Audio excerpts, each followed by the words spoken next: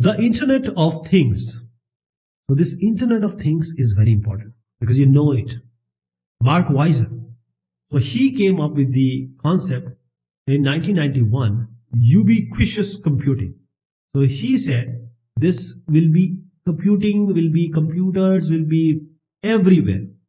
So today we have security systems. We know the door and window sensors. Every one of us has it. The smart electricity, gas, water meters, they will tell you what is the usage. There are smoke detectors.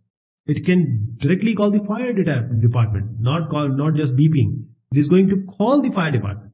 There are smart refrigerator. It will tell you that your milk is about to finish. So this all, we call them as Internet of Things. This is a revolution. This is all about connecting every electronic device which we buy to the internet. Now we have high-end cameras. They can just send photos like the photographers. They send the photographs to the editors online. You can just have television like these are multiple things you can see on your mobile television. Power line networks. You know how much water you have used, or even if you are taking bath, it will tell you the ladder is up. Please go down, or just manage it.